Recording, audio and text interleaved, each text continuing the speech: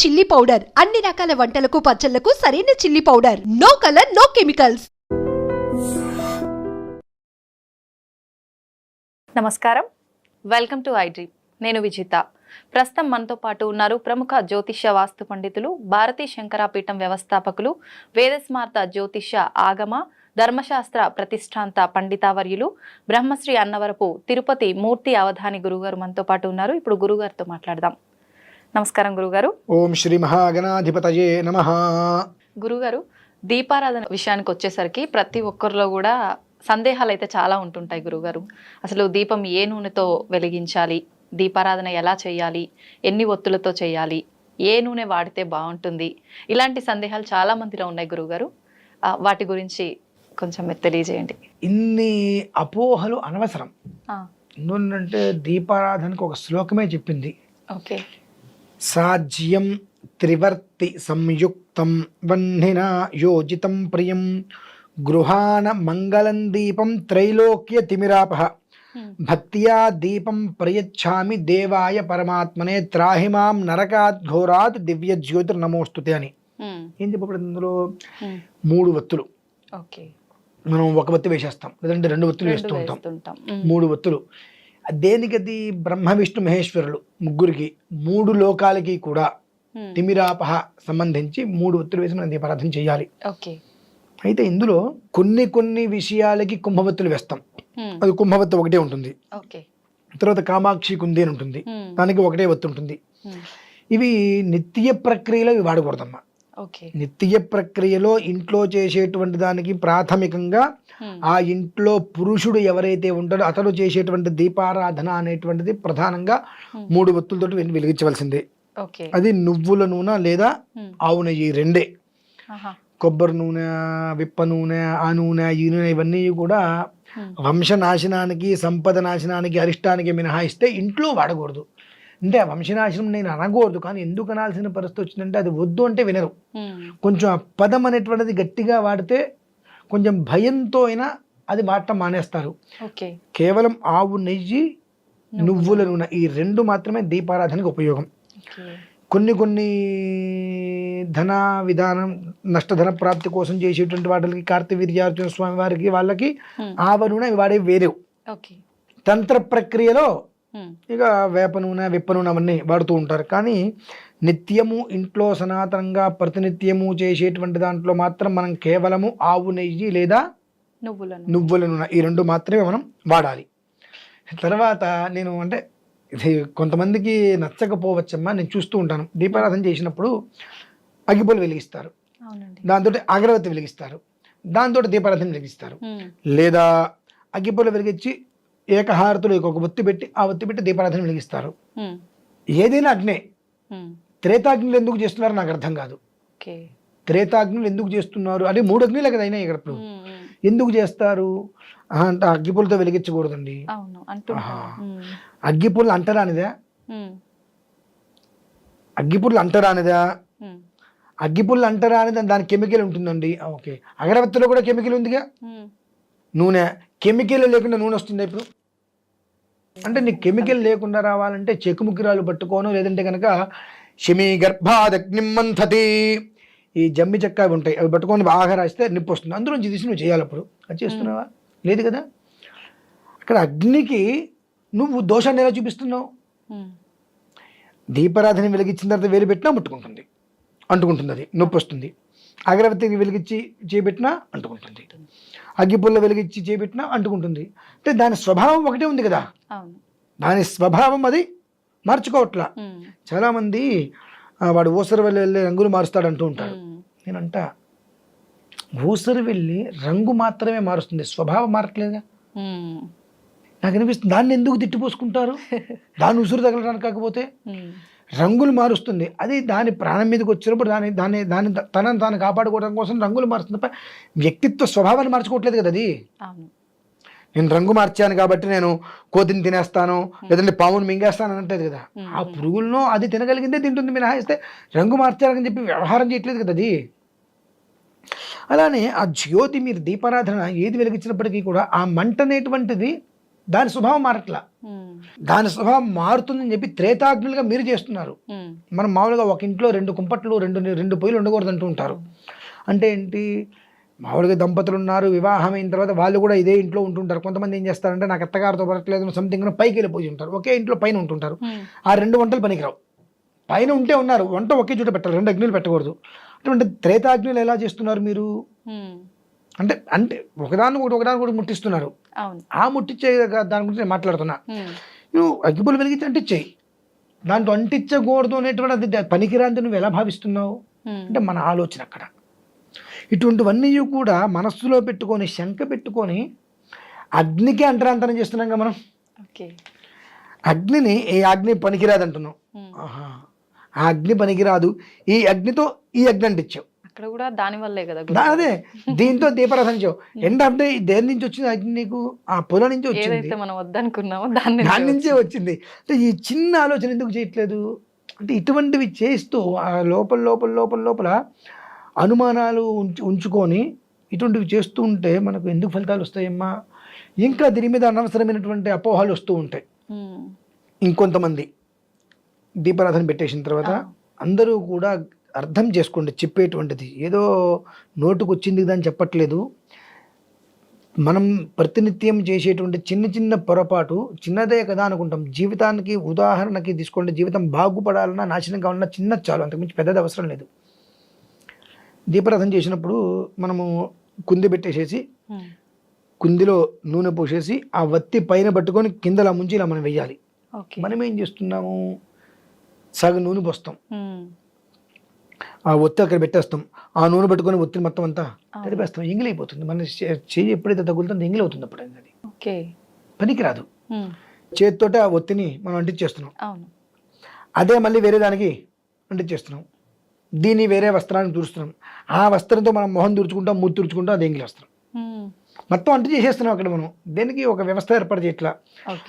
మామూలుగా పెట్టిన తర్వాత దీపారాధన వెలిగించిన తర్వాత బొట్లు పెట్టిన తర్వాత మళ్ళీ నూనె వడ్డిస్తూ ఉంటారు. చాలా తప్పు పద్ధతి అది. జ్యోతిష్మతీం త్వా సాధయామి, జ్యోతిష్కృతం త్వా సాధయామి, జ్యోతిర్విధం త్వా సాధయామి. నువ్వు ఎప్పుడైతే కనుక దీపారాధన చేద్దాం అనుకున్నావో నిండా నూనె పోసి ఒత్తిడి వేసి వెలిగించిన తర్వాత అందులో నూనె చివరి వరకు వచ్చింది అనుకున్నప్పుడు నూనె పోయి అంటే వినహస్తే వెళ్ళంగానే మారు వడ్డనా అని చెప్పి కరెక్ట్ కాదు. ఇప్పుడు కూడా 1, 2 ఆ నూనె పోసే విధానంలో కూడా మనం డబ్బా అయితే పోసేస్తూ ఉంటాం. చిన్న గ్లాసులోకి తీసుకో, కప్పులోకి, లేదంటే ఒక స్పూన్తో తీసుకొని పోయి. ఎందువల్లంటే శాస్త్ర ప్రమాణంగా చెప్పాలంటే ఒక వాటర్ బాటిల్లో నీళ్లు కాసిన తాగి అక్కడ పెడితే మళ్ళీ మనకి తాగడానికి పనికి ఎత్తి పోసుకొని ఎంగిలే. ఎత్తి పోసుకొని ఇచ్చారండి అంటారు. ఎత్తి పోసుకుంటే మాత్రం నా నోటికి నాలుగుకి ఆ వాటర్కి నోటికి కనెక్ట్ అయింది కదండి. ఇప్పుడు హీటర్ పెట్టండి, సగం నీళ్ళు ఉంటాయి అందులో, ఎత్తి నేను పైనుంచి నీళ్ళు పోస్తున్నట్టు షాక్ కొట్టదా? కొడుతుంది. ఇప్పుడు నేను ఎత్తి పోసా అండి అంటే ఎలా పోసినా ఆ కనెక్షన్ అయితే ఉంది కదా. ఇవి కొన్ని ఉంటాయి కాబట్టి వజ్రంతో తీసును నిండా పోసేసుకో. 2 అంటే దీపం వెలుగుతున్నప్పుడే అట్లా చేయాలా గురుగారు? నార్మల్గా మనం కుందిలో పోసే ప్రతిసారి ఇదే ప్రాసెస్ పాటించాలా? అంతే. ఓకే. విడిగా చెంచా ఎత్తిపోయింది ఎప్పుడు కూడా, చెంచాతోటి తీసుకుని పోసుకుంటూ ఉండాలి చక్కగా. 2 ఇంకొక విషయము, దీపారాధన చేసినప్పుడు మనం వెంటనే వెలిగించాం కానీ అలా వెలిగిస్తాం. అక్కడ వెలిగించి ఇటువైపుకి ఎండ్ చేస్తాం. అవును. కానీ ఎప్పుడు కూడా ఉత్తరానికి ఎండింగ్ చేయాలమ్మా. ఉత్తరం అంటే ఎడమ చేతి వైపుకి ఎండ్ చేయాలి ఎప్పుడు కూడా. దక్షిణ సమాప్తి ఎప్పుడూ పనికిరాదు. ఉత్తర సమాప్తి అనేటువంటిది వృద్ధి తీసుకొని వస్తుంది. మనకు ఇటు కూర్చుంటాం, మనం ఎటైతే కూర్చుంటామో కూర్చున్న దానికి కుడి చేతి వైపుకి దక్షిణం, ఎడమ చేతి వైపుకి ఉత్తరం. మనం ముందు దక్షిణం వైపు ఉన్నటువంటి దీపం వెలిగించిన తర్వాత ఉత్తరం వైపు వెలిగించి సమాప్తం చేయాలి. మనం ఏం చేస్తామంటే వెంటనే వెలిగించగానే అటు వెళ్ళిపోతుంది చెయ్యంతా. అంటే మనకు అక్కడ అది ఉత్తరంగా మనం భావించట్లా. ఎడం చేతి వైపు సమాప్తం ఎందుకు మొదలు పెట్టాలి? ఎడం చేతి వైపు ఉంది కదా, ముందు ఇక్కడ మొదలు పెడితే ఎడం చేతి వైపు మనం సమాప్తం, అది పనికిరాదు. కుడి చేతి వైపు సమాప్తం చేయాలన్నట్టుగా భావిస్తూ ఉంటాం. కానీ దక్షిణం వైపు మొదలుపెట్టి ఉత్తరం వైపు సమాప్తి చేస్తే అది వృద్ధి చూపిస్తుంది. ఈ దీపారాధనలో అనేక విధానాలు, ఇవి ఎంత చెప్పినప్పటికీ కూడా ఎవరికి వాళ్ళకి కొన్ని అపోహలు పోవండి. మేము ఇంతే చేశాం కదా బాగానే ఉంది, లేదండి మా పూర్వీకులు ఇలా చేశారండి మంచిది. మీ పూర్వీకులు ఉంటున్నావా? ఉండగలుగుతున్నావా? మరి మా పూర్వీకులు ఇలానే చేశారు, నువ్వు ఎలా మాట్లాడుతున్నావు? నువ్వు చూస్తే మీ పూర్వీకులు చేసినట్టు చేయాలంటే వాళ్ళు ఉన్నట్టుగానే ఉండట్లా. ఈ శాస్త్ర ప్రమాణం చెప్పబడిందిగా, ఆచారం అండి. ఉమ్, ఏది ఆచారం? ఉమ్. ఆచరించటం ఆచారం. ఆ, ఆచరించటం అంటే ఏంటి? మనం అవన్నీ పాటించాలి. మనకేమీ తెలియదు, ఉమ్, ఏదో అనుకోకుండా ఒకరోజు ఏదో పూజ చేసాం, ఉమ్, ఆ పూజ చేసిన తర్వాత ఇంకోటి మనకది బాగుంది కాబట్టి ఆ పూజను ఆచారంగా తీసుకెళ్ళాం మనం. ఓకే. ఇదే ఆచారాన్ని పూర్వీకుల నుంచి చక్కగా ఒక పూరిళ్ళు వేసుకోను లేదా మండువాయిలు కట్టుకునే ఉన్నారు. ఉమ్, కానీ నీ ఆ ఆచారాన్ని నువ్వు నాశనం చేసి విల్లా కట్టుకున్నావుగా, అపార్ట్మెంట్లోకి వచ్చావుగా, అది నీకు ఎట్లా పనికి వచ్చింది? ఉమ్, అంటే నాకు ఇష్టమైంది నేను చేస్తే నాకు ఆచారంతో సంబంధం లేదు, కానీ నాకు ఇష్టం లేదు నువ్వు చెప్పావు చూసావు అది చేయాలంటే మా ఆచారం ఒప్పుకోదండి అంటాం. ఉమ్. ఇటువంటి వాటి వలన అన్ని ఇబ్బందులే. కాబట్టి ఏంటంటే ఈ దీపం అనేటువంటిది ఆచారం కదండి, శాస్త్రం. ఓకే. దేనికి ఆచారానికి సంబంధం లేదు. ఉమ్, సాజ్యం త్రివర్తి సంయుక్తం వన్నినా యోజితం ప్రియం గృహాణ మంగళం దీపం త్రైలోక్య దివిరాపహ అని చెప్పి శాస్త్రమే ఏ విధానాన్ని అనుసరించి చెప్పబడిందో అది చేయడం ఆచారం. ఉమ్, నాకు తోచింది నేను చేసుకుంటాను ఆచారం కదండి. కానీ ఈ దీపారాధనలోనే అనేక ప్రశ్నలు ఉన్నాయి. ఉమ్. కొబ్బరి నూనెతో దీపారాధన వెలిగించామా ఆస్తి హరించుకుపోతుంది, హా, అంటే ఎంత సంపాదించినా మిగలదు. ఓకే. విప్ప నూనెతో ఉమ్, సంసారం అనేటువంటి విచ్ఛిన్నంగా ఉంటుంది. ఎప్పుడూ కూడా భూతప్రేత పిశాచ గమనాలు మనకు స్వప్నంలో వస్తూ ఉంటాయి. అవి దేనికి చేయాలి? తంత్ర పద్ధతిలో తాంత్రిక క్రియలో ఈ విప్ప నూనె వాడతాం. ఉమ్, మనకు బాగా నష్టం కలుగుతుంది. ఆ నష్టధన్ నుంచి బయటికి రావడం కోసం చేసేటువంటి ప్రక్రియలో కార్తవీర్యార్జునుడికి ఆవ నూనె వాడతాం. ఓకే. అదొక్కటే ఈ దైవికంగా చేసిన దాంట్లో ప్రత్యేకంగా వాడతాం. మిగిలినది ఏదైనప్పటికీ కూడా ఆవు నెయ్యి లేదంటే నువ్వుల నూనె ఇవి మినహాయిస్తే ఉమ్, మూడోది ఏది వాడకుండా ఉండటం, ఈ విధానాన్ని అనుసరించటం. ఉమ్, అగ్గిపుల్ల వెలిగిస్తాను, అగరవత్తి వెలిగిస్తాను, లేదంటే ఇంకొకటి జ్యోతి వెలిగిస్తాను, దానిలో దీపారాధన చేస్తాను, ఇవన్నీ కూడా అప్రస్తుతమైనటువంటివి. ఓకే. ఇకపోతే మూడు, మనం దీపారాధన వెలిగించినప్పుడు అవి ఏమిటో మనమే పెట్టుకుంటాం. ఆ, 3 ఒత్తులు పెడతాం. అవును. ఆ 3 ఒత్తులు మనం ఇటు పెట్టు, ఇక్కడ దేవుడు అటు ఉంటాడు, ఆ. మనం ఎదురుకుండా కూర్చుంటాం, మనకి ఎదురుకుండా పెట్టుకుంటాం ఒత్తులు. ఏది నాకు అది అర్థం కాదు. ఎవరికి దీపం పెడుతున్నావు అక్కడ? భగవంతునికి. భగవంతుడికి దీపం పెట్టాలంటే ఆ దీపం అనేటువంటి ఒత్తులు 3 భగవంతుడి వైపు ఉండాలి, ఓకే. ఆయన వైపు తిరిగి ఉండాలి. అది ఆయన వైపుకి తిరిగి ఉన్నప్పుడు ఆయనకి పెట్టినట్టది. ఉమ్, ఉమ్, ఇదే మనం కుందనుకుందాం, ఉమ్, ఎదురుకుండా దేవుడు ఉన్నాడు, ఇక్కడ మనం దేవుడు గుట్లో పెట్టాలి, ఉమ్, ఇక్కడ దీపం వెలిగిస్తున్నాం, ఇటు పెట్టేసుకుంటున్నాం. అవునండి. ఎవరికి పెడుతున్నాం మనం? మనకెందుకు అసలు? ఉమ్, అటు భగవంతుడు ఉన్నప్పుడు భగవంతుడు వైపు పెట్టు. 1 2 3 3 భగవంతుడికి వచ్చి ఇటు 3 అటు పెట్టుకున్నాం, భగవంతుడికి మూడు పెట్టుకున్నాం. వత్తులు సపరేట్ సపరేట్ పెట్టాలి. ఓకే. ఓకే. ఉమ్, అది భగవంతుడికి పెట్టుకోది. నీ వైపు పెట్టుకుంటే ఎవరికి ఉపయోగం? ఎన్ని పూజలు చేస్తున్నావు? నీకెందుకు దీపం? మనకు దీపం పెడతారు, ఒక రోజు వస్తుంది, కానీ మనకు మనమే పెట్టుకోవడం అంత కర్మ ఎందుకు? ఉమ్, మనం భగవంతుడి వల్ల బ్రతికే ఉన్నాం కదా. భగవదారాధన చేసుకుంటూ భగవంతుడి ముందు కూర్చొని మనకు మనం దీపం పెట్టుకుంటే ఎంత కర్మ ఎందుకండి మనకు? భగవంతుడికి దీపారాధన చేయండి. అంటే ఇటువైపు పెట్టుకోవడం దీపం పెట్టడం, అటువైపు పెట్టడం దీపారాధన చేయటం. ఓకే. చాలామంది దీపం పెట్టారా అంటుంటారు, ఆ మాటే మహాపాపం అండి. ఉమ్, దీపారాధన చేశారా లేదా దీపం వెలిగించారా? దీపం పెట్టారా అంటే అది ఒకసారి పెడతారు. ఓకే. ఒక మనిషికి ఒకసారి దీపం మళ్ళీ పెట్టరు. ఆ చనిపోయినప్పుడు తల కింద పెడతారమ్మా. అంటే ఇవి తెలుసుకోవాలి. ఉమ్, కొన్ని మాటలు చాలా ప్రాణాంతక సమస్యగా, దీపం పెట్టారా దీపం పెట్టారా దీపం పెట్టారా అంటే దీపం పెట్టాలని కోరుకుంటున్నారా? ఆ స్థితి వస్తుంది మనకు. ఓకే. దీపారాధన చేశారా, దీపం వెలిగించారా, దీపం పెట్టారా, తేడా ఉంటుందండి. ఉమ్, ఆ పదం కూడా మనం వాడేటువంటి పదం కూడా ఒక్కొక్కసారి మనం ప్రాణాంతకంగా తీసుకొని వస్తుంది అది. ఆహా. కాబట్టి కొన్ని మాటలు మనం మాట్లాడేటప్పుడు కూడా కొంచెం జాగ్రత్త పడటం అనేటువంటి చాలా ఉపయోగం. కాబట్టి ఈ దీపారాధన విషయంలో తగు జాగ్రత్తగా ఉండటం వలన చాలా యోగవంతమైనటువంటి జీవితం వస్తుంది. ఆ చిన్న దీపం చాలు కొండంత వెలుతురునివ్వడానికి, కొండంత భస్మము తేవటానికి.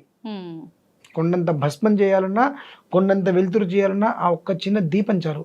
అది మనం ఎలా చేస్తున్నామో అనేటువంటి ఒక ప్రక్రియ మనకు తెలిసి ఉన్నట్లయితే ఆ విధానం జీవితం బాగుంటుందమ్మా. అయితే గురువుగారు ఒక్కొక్కసారి దీపారాధన చేసినప్పుడు అది చాలా ఎక్కువసేపు వెలుగుతూనే ఉంటుంది, అవును. ఒక్కొక్కసారి ఆఫ్టర్నూన్ వరకల్లా దీపం అనేది కొండెక్కుతుంది.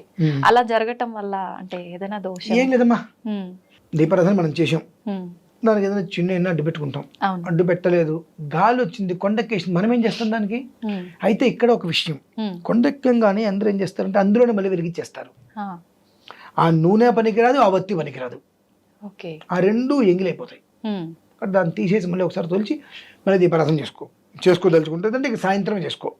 కొండెక్కే ముందు నువ్వు చూసావంటే నూనె పోయి, ఉమ్, ఉమ్, లేదు కొండెక్కేసిన తర్వాత చూసావు దాని గురించి పట్టించుకోద్దు. ఇంకా ఓకే. సాయంత్రం తీసేసి శుభ్రంగా కడిగి మళ్ళీ చేసుకోవాలంటే. అంతేమైనా హాయిస్తే కొండెక్కేసింది కదా అని చెప్పి మళ్ళీ అదే ఒత్తిలో దీపారాధన చేసిన పాపమే, ఆ ఒత్తి తీసేసి అదే నూనెలో కొత్తగా ఒత్తి వేసి దీపారాధన చేసిన పాపమే. ఓకే. ఆ నూనె ఆ ఒత్తి రెండు తీసేసి శుభ్రంగా తులిచి మళ్ళీ చేసుకోవాలి. అంటే ప్రతిరోజు మనం దీపారాధన చేసేటప్పుడు ఖచ్చితంగా అందులో ఉన్న ఆయిల్ తీసేయాల్సిందండి. జనరల్ గా చాలా మంది ఒత్తులు మాత్రం మార్చి అదే ఆయిల్లో మళ్ళీ ఫిల్ చేసి పనికిరాదు. చేస్తూ ఉంటారు గురుగారు. ఓకే. ఇప్పుడు చిన్న లాజిక్, మీ ఇంట్లో పాలు ఉన్నాయి, ఇవాళ పాలు కాచారు, పాలు మిగిలినాయి, ఆ పాలల్లో రేపొద్దున మళ్ళీ పాలు కాస్తారు మీరు? లేదండి. ఏదంటే మరి పాలు విరిగిపోతాయి కదండి అందులోనే చేస్తే. అంటే పుణ్యం పోయినా పర్లేదు కానీ పాలు విరగకూడదమ్మా. అది ఆ లాజిక్ తెలియదు కదండి. అలా చేస్తే తెలిసిదే ఉందమ్మా. పాలల్లో ఇవాళ ఉన్న పాలలో రేపు పాలు పోస్తుంటే విరిగిపోతున్నాయి, కాచడానికి ప్రయత్నం చేస్తుంటే. అటువంటిది ఇవాళ వెలిగించి నూనె ఆగిపోయింది, అందులో రేపొద్దు మళ్ళీ ఒత్తి వేసేలా వెలిగిస్తున్నాం, ఆ నూనె తీసేసేది కదా. అంటే ఇక్కడ ఏమవుతుందంటే చిన్న విషయం, ఒక కప్పు టీ, ఒక కప్పు నెయ్యి పెట్టండి, రెండిట్లో ఈగలు పడతాయి. టీ కప్పు ఏమో పక్కన పడేస్తారు, కాఫీ నేతి కప్పులోంచి ఈగను తీసేస్తారు. నిజమేండి. నెయ్యి వాడే పదార్థమే, టీ వాడే పదార్థమే.